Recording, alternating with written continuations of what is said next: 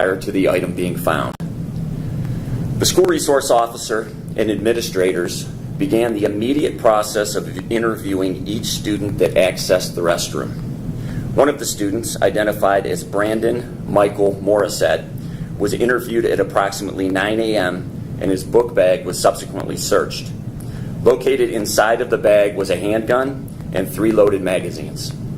Mr. Morrissette was immediately arrested, handcuffed, and searched. The search of Mr. Morrissette revealed that he also had a lock blade style knife secured to the exterior of his pants. West Geauga administration immediately placed the high school on a shelter-in-place status, which was disseminated to all students and faculty. Mr. Morrissette was then transported to the Chester Township Police Department, where he was interviewed by detectives. Information obtained by law enforcement and school officials determined that there was no additional threat to the high school, nor was there a threat to any other buildings in the district. In an abundance of caution, additional law enforcement resources were requested from the Russell Township Police Department and the Geauga County Sheriff's Office. With a large police presence established, all students at the high school were released for the remainder of the day. Law enforcement then conducted a thorough sweep of the interior and exterior of the high school to include an explosives detection canine from the Geauga County Sheriff's Office. During our interview with Mr. Morrissette, he admitted to using prior calculation and design in developing a plan to cause harm to students at West Geauga High School on April 3rd. He further acknowledged that the firearm seized by law enforcement on Monday was the weapon he intended to use to inflict that harm. The Chester Township Police Department's Detective Bureau, with the assistance of the Geauga County Sheriff's Office, conducted a search warrant in Mr. Morissette's home in Lyndhurst, Ohio on April 3rd. Numerous items of evidentiary value were secured at that time. The investigation into this incident is ongoing. On Tuesday, April 4th, the Chester Township Police Department charged Bradon Michael Morrissette with attempted aggravated murder, a felony of the first degree, illegal possession of a deadly weapon in a school safety zone, felony of the 5th degree, and inducing panic, a misdemeanor of the 1st degree. He's currently being held in a secure mental health facility, and upon release will immediately be transferred to the Geauga County Safety Center. The decisions made by administrators and faculty on the morning of April 3rd were appropriate and direct, and I have no hesitation in saying that those decisions saved the lives of students and faculty. Dr. Markward, Principal Patty, Assistant Principal Puskas, and countless other faculty members of West Geauga schools should be proud of their efforts and, most importantly, the outcome. No students or faculty were injured. I would first like to thank the alert student that brought this to the attention of law enforcement. I would also like to thank our officers and detectives for their tireless work ethic throughout this investigation and for the care and empathy that they have exhibited. Additionally, I must thank the Russell Township Police Department, Geauga County Sheriff's Office, and the Geauga County Prosecutor's Office for their assistance and collaboration throughout this investigation. We are fortunate to have such a professional and selfless group of law enforcement professionals in this county. Thank you, and I'll turn it over to Dr. Markward. Thank you, Chief Young. The West Geauga Board of Education wishes to extend its thanks to the groups and individuals whose collective action helped the district to avert a potential tragedy this week. These groups include the Chester Township Police Department, the Russell Township Police Department, the Geauga County Sheriff's Office, and the administrators, teachers, staff, and students of the West Geauga Local School District. The potential tragedy was prevented by the collective concerted efforts of these groups. I also wish to commend the parents of West Geauga for their support throughout this frightening situation. They trust us with their most valued possessions, and we take that responsibility seriously. It has been reported that I closed school on Tuesday due to parental concerns for student safety. That statement is inaccurate. I closed school because I was alerted to rumors of an associated threat on social media, which I, in cooperation with local law enforcement, felt needed to be investigated by police prior to the resumption of classes. It is a sad commentary that schools must face challenges to the safety of students and staff. However, it is a reality that we acknowledge and for which we prepare. In reality, though, Every threatening situation has unique nuances that simultaneously require flexibility and decisiveness. There is no one-size-fits-all response to a crisis. Monday, our staff and local law enforcement agencies, with the cooperation of our students, successfully navigated such a challenge. The fact that we were able to do so rests in large part on the actions of a student who did what he knew was right. He reported a suspicious finding to his school resource officer. Although no one was physically injured, the West Geauga Local School District recognizes the mental and emotional strain that such situations evoke. With that knowledge, the district, in cooperation with several local mental health and community service agencies, has in place counseling services for students and staff in need of such support. I am deeply grateful for the fact that no students and staff were injured or killed in this recent incident. However, as we reflect on the events of this past week with our staff and local law enforcement agencies, our focus will not be one of celebration, but rather one that emphasizes critical reflection in an effort to further enhance and improve our safety provisions. Such a responsibility is one that our whole community shares. And before we take questions, I just wanted to briefly outline the process going forward from a court standpoint. But first, I did want to say I do commend the West Geauga schools, the Chester Township Police Department, and the residents of this community for making an investment in the school resource officer. That is a very worthy investment, and that has paid huge dividends here among the many other benefits that schools get from having a school resource officer. So I know financially that's difficult for a lot of school districts, but that's an investment that this district and this police department and these residents decided to make some time ago. And I'm very happy, and I think there should be a lot of parents that are very happy that they made that decision. Moving forward, the charges have been filed in Chardon Municipal Court. Those have been filed via complaint. He is not in the jail yet. He must be medically cleared and psychologically cleared before the jail will take him. So once he has been cleared, which could be as soon as Friday, the court has issued a warrant on the charges. He will be taken into custody on the warrant, taken immediately to the Geauga County Jail, and an initial appearance will be set in Chardon Municipal Court where he will be presented formally with the charges. At that point, he'll have the option to have a preliminary hearing or waive that hearing, and the matter will be bound over to the Geauga County Grand Jury. The matter will be presented to the grand jury. The charges are not final. There could be more charges, less charges, different charges. Once the investigation is complete, all of the facts will be presented to the grand jury, and the grand jury will vote on charges. Those will be filed in the common police court, and that's when the criminal prosecution will really commence. So with that outline of where we're moving forward on the charges, at this point, we're happy to take your questions. Yes, ma'am. Chief Young, Molly Walsh, the Point Viewer. I was wondering if you could share the age of the student who found the bullets, and then any details about the evidence that was found inside of Brandy's home. He's a 17-year-old student. Due to the ongoing investigation, we cannot comment on any evidence that's been secured thus far. Is it junior, senior? I can't answer that. Hi, question about Isabel Lawrence with 3 News. Question about the timeline on Monday. We heard from the mother of the student who found the bullet at Monday night's meeting that her student reported that during first period, but the lockdown was not until third period, and her student, she says, had returned to the classroom with a student who indeed had the gun in his possession. So could you walk us through and explain the timeline there and kind of what the delay was and returning that student back to a classroom where there may have been a danger? Absolutely. So there's a lot of unknowns, obviously, with investigations early on. The information we had was that there was a bullet in the bathroom. There was access to this school over the weekend where other individuals had been in the school. So there's really an unknown of where that bullet could have come from. And then there's always that investigative process that occurs after that. So, it'd be easy if we kind of just knew who was in and out of the bathroom, but we don't. So school resource officer and administrators had to look through a substantial amount of video evidence to narrow down students that had exited that restroom from the time the bullet was found.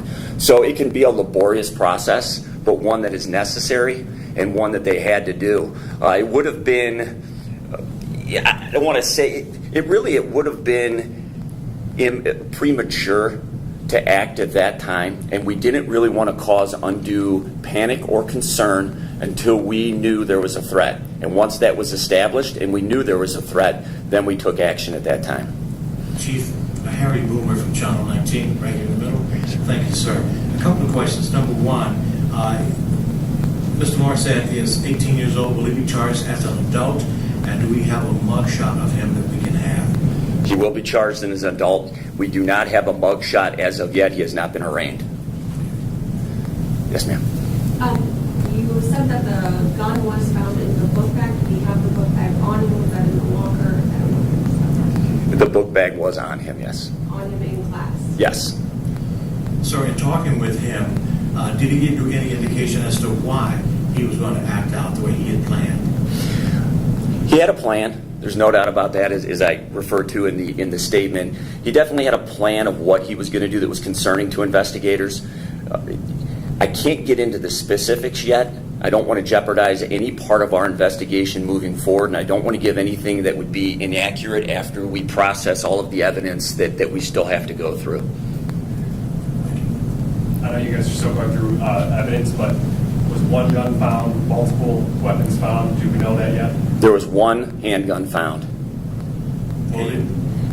It was not loaded at the time, but there was 3 fully loaded magazines. And then my other question is, a bullet is found, but that doesn't trigger a lockdown. Can you guys just explain why, like finding something like a bullet wouldn't trigger a lockdown? Like what triggers a lockdown? And I would have to defer to Dr. Marquardt on this, but I can say that every incident is fluid, every incident is different, and the way we handle them has to be based on the information and the facts that we have at the time.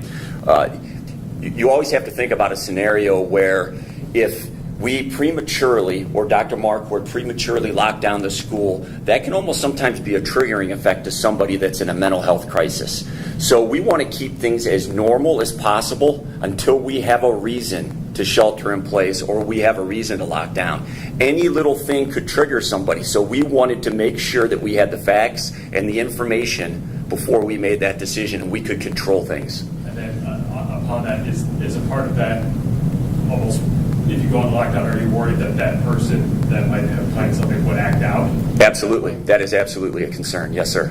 Yeah, I mean, just going off of that comment, I did hear the comments at the school board meeting, and there's been some criticisms levied towards the school and the police department, and I'm frankly very bewildered why there are those criticisms. This was handled, in my opinion, absolutely correctly and properly from beginning to end.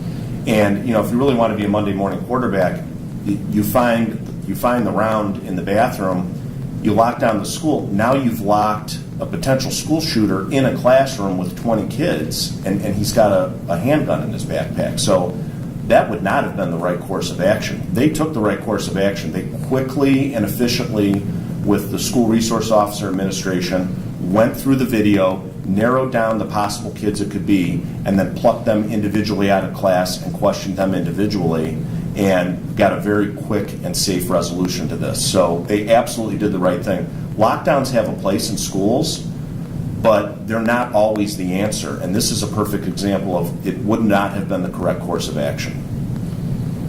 What type of handgun? It was a 9mm handgun. How did you get it?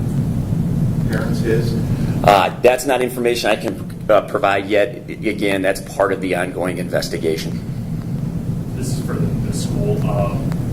For people that were in class with Brandon, I'm assuming people know our resources going to be made available so that they can talk to people. Obviously, I'm sure this is going to affect some.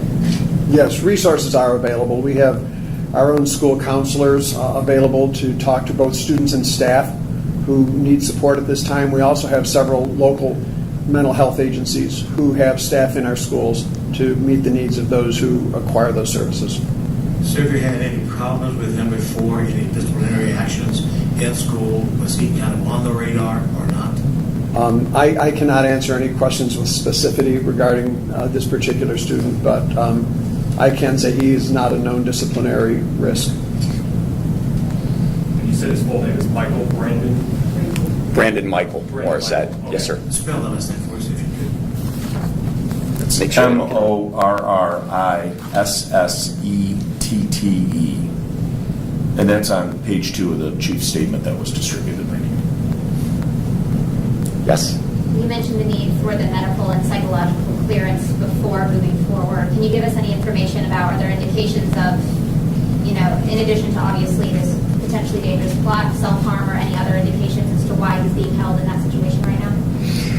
It would be that. It's exactly what you just said. There's concern for self-harm and concern about the situation itself.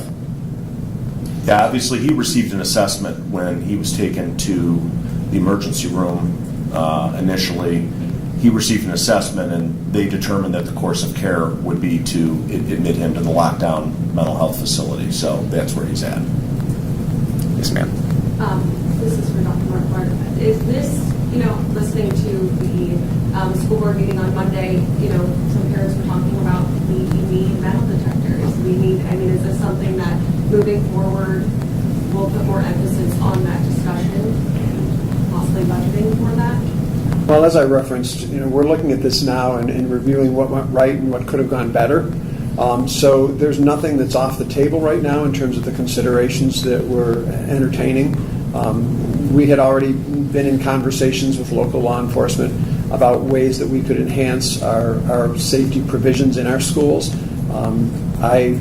Those discussions will certainly continue, and metal detectors are just one of many deterrents that can enhance school safety. Dr. Marquardt, I talked with a parent yesterday who said what I hear oftentimes, I didn't think this could happen here. Can you speak to that, please?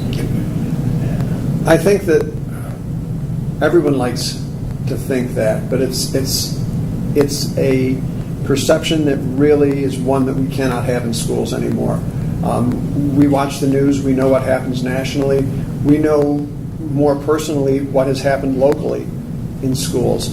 And so I think that one of the things that school districts have to understand and remember is that it can happen there.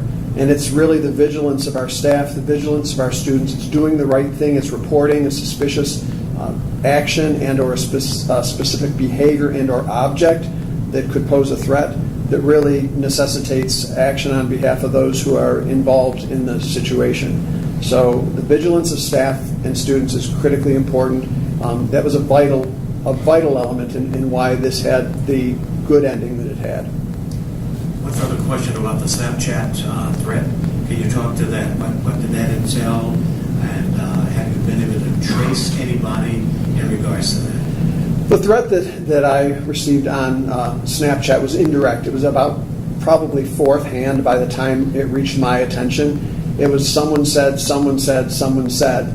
And because of that, and because of the timing that I received it, because I received it right at the end of the board meeting on Monday night, I spoke with a representative of local law enforcement and said until we have time to determine whether there's any legitimacy to this at all, we need to close school tomorrow. And he and I were both in agreement that that was the wise course of action to take.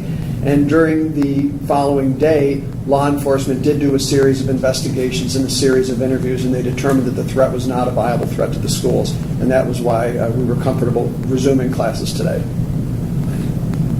Yes. Besides the bullet that was found, was there any other, did this student tell other students of plans prior? Or was it just the bullet which was alerted? We have no indication that there was any sharing of information, any co-collaboration by any means.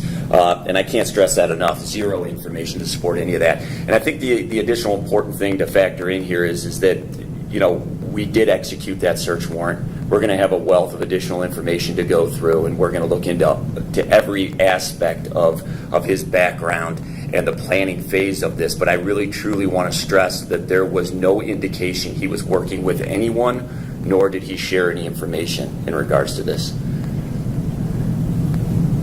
Chief, when you said you plucked the prosecutor said it, when you plucked the kids out of the classroom, can you describe that situation? Did you kind of go with force at them, or did he make like a movement toward their bag or anything? It'd be hard for me to speak on that because I wasn't there. I do know how the school usually handles things in our school resource officer. I don't believe in the initial stages of an investigation, when I say I don't believe they would not in the initial stages ever use force on anybody, they just approach them, say we need to talk to you, escort them out of the classroom, sit down and have a conversation. So with force, like in other words, a lot of personnel to go in? No. Just like one person? Yes. So typically it's the school resource officer and an administrator from the school. And he made no movement toward the bag? I can't speak on that, not that I'm aware of. Yes. I'm sorry, can you go over, did you say, this is for the prosecutor, did you say he was charged, but he's not booked yet? Correct. So the charges have been filed in Chardon Municipal Court. A warrant has been issued. He has a police hold at the mental health facility, but there's also an active warrant. So he'll be taken into the Geauga County Jail on that warrant, on these charges that were distributed once he's released.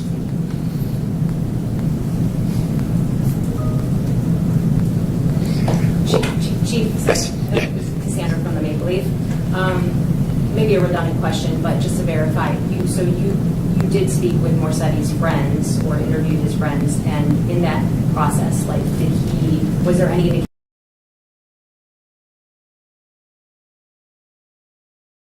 indication among like texts or Right. and whatnot, like Right. guns or anything like that? Right, and there isn't. So everything that we've looked at thus far shows he wasn't communicating with his friends in regards to any plan, any plot, anything of that nature involving the school. We have not found any of that. And again, I can't stress enough that this investigation is ongoing and we are going to be looking at additional evidence. Gentlemen, thank you. Okay. Thank you very much. Thank you. Appreciate it.